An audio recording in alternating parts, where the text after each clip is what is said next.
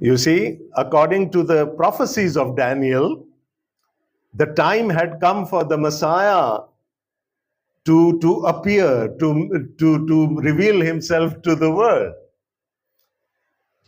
And there was a seekers club, people who were actively seeking the coming of the Messiah, the anointed one of the Lord.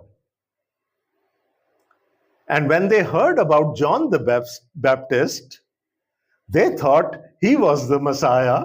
So they came all the way from Galilee, from different parts of Galilee, to see whether John was the Messiah.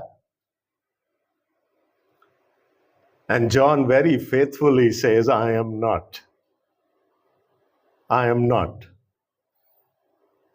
And he points towards the real Messiah. And this starts